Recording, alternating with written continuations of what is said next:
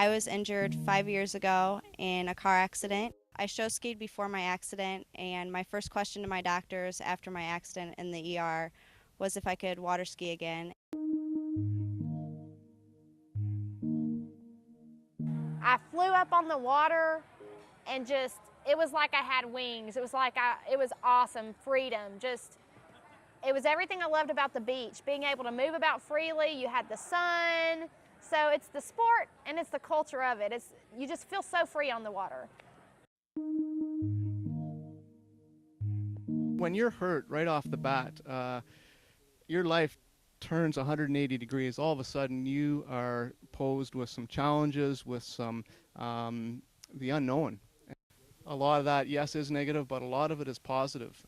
There's a lot of great resources in your communities, supportive family and friends, people who have been injured for a while. They know the score.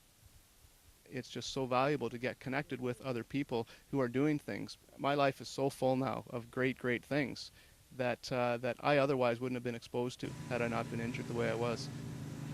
Yeah, there's hassles, and everybody has bad days. And you can dwell on them, or you can take advantage of the good things that you've got in your life.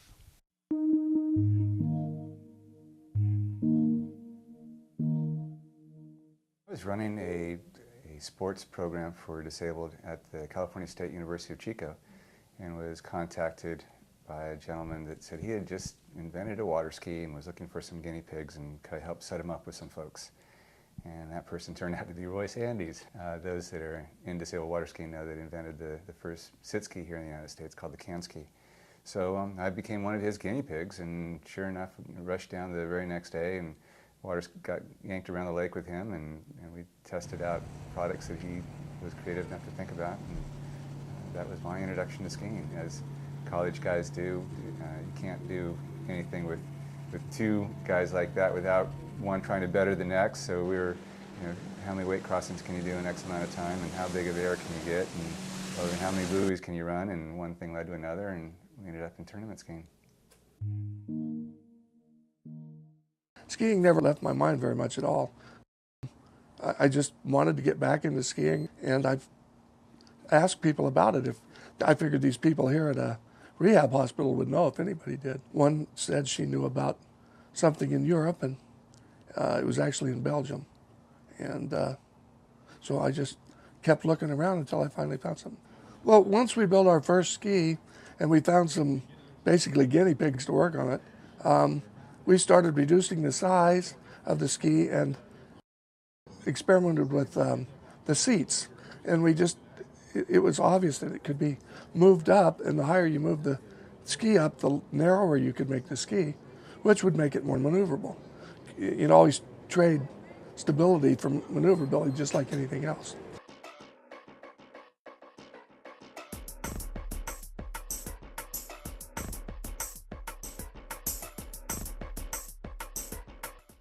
Every time we came up with something new, I'd tell my buddy what I wanted him to build. We might draw a picture on butcher paper or something and have him come up with that.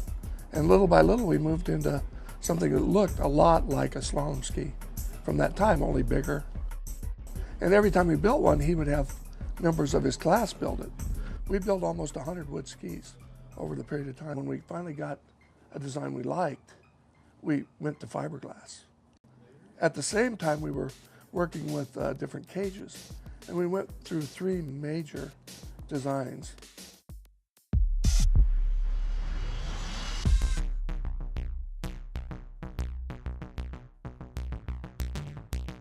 Go to kids camps. We work with them, and things come up.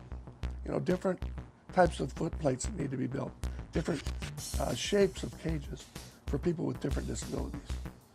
And then the latest thing we've done is come up with riser plates that can raise the height of the bottom of the cage. So if you have 2 or 3 different heights, you actually have 2 or 3 sizes of skis. We really need to get the word out about skiing, that almost anybody can do it. I would say 99% of the people we put on a ski get up within the first 2 or 3 tries. We just need to let people know that it's easy, it's really fun, and it's safe for people. One of the best things about it is getting families and friends to be able to integrate their disabled children or families or parents that couldn't get into things before and the person had to sit on the dock while the rest of the family went out skiing. Now they can ski. They can go out with almost anybody and ski, and it's a lot of fun.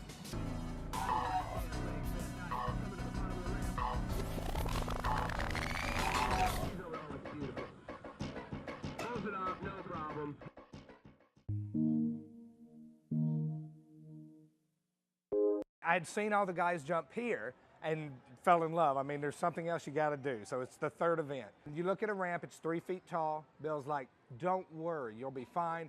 We put on a hockey helmet with a face guard. He gives me the handle. We're on a plank, literally. It's a wooden board. 5 layers thick.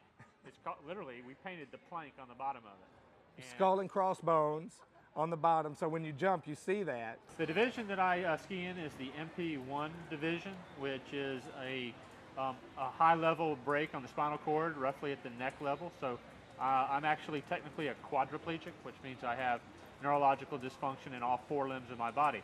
I actually don't have the ability to grab the handle of the ski rope and have to hold the rope in my wrist. So I currently hold the world record in water ski jumping. I also hold the world record in slalom and hope to hold the world record in trick next May.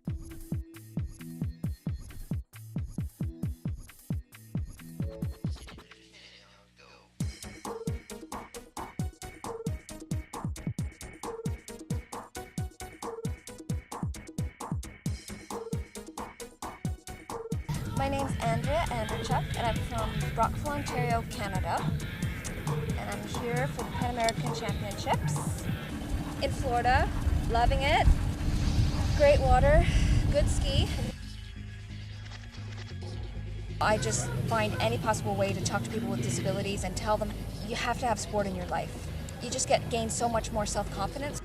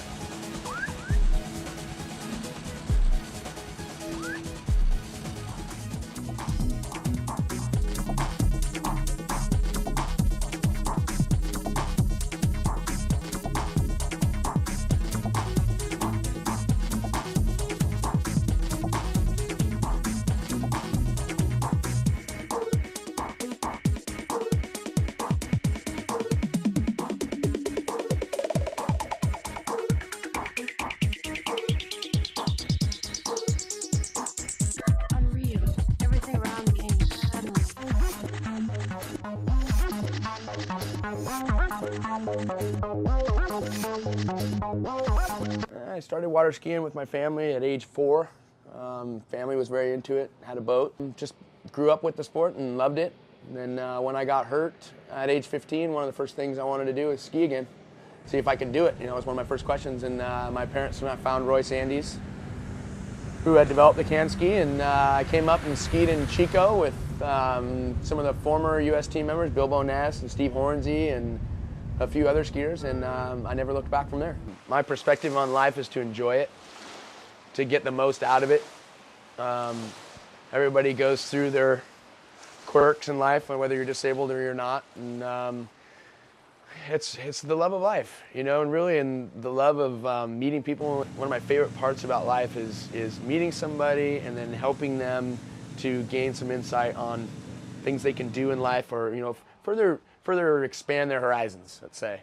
To, you know, give them opportunities to ski or snow ski or, you know, river raft, or, you know, where they're kind of going, what, I can do what? You know, and you're like, you really can. You can really get out there and do it. And you can have fun doing it. And you may not be the best in the world. You may not. It doesn't really matter. The point is that you're doing something that makes you happy, and you're competing against yourself. How much better can I be than me? And really, that's one of my favorite things, and that's my attitude, and that's kind of what I push to everybody else is enjoy it. Be friendly, make friends, get out there, intermingle, and do the best you can.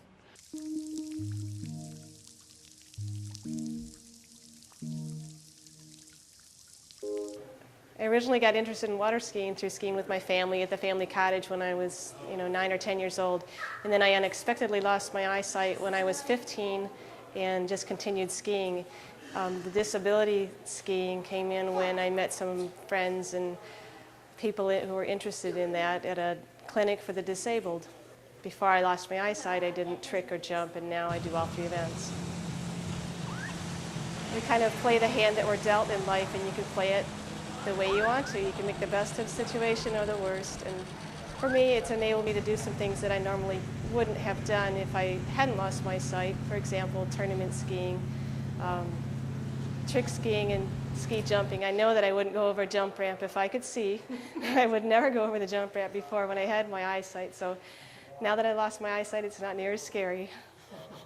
As a blind water ski jumper, I approach the ramp, and I have a guide skiing next to me who, my life is in his hands, basically. He's counting down the distance to the ramp, and it's my job just to do exactly what he says and to listen so that I know exactly the moment when my skis will contact the base of the ramp. Then I know when to resist the ramp, when to spring.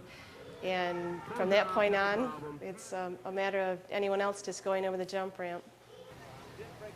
When life deals you something that you really don't expect, or it seems to be a disadvantage or a difficult situation, I think people need to make the best of it and focus on what they can do instead of what things have been taken away. I used to be a racquetball player. I can't do that anymore, but I can still water ski. So I have turned my energy and time toward the things that I can still do. And those things have been the most positive things for me in my life since I became disabled. So I would encourage people who have an accident, become blind or paralyzed or whatever the incident might be, just to focus on what they still can do, because there's an awful lot that you can do in life once you're disabled.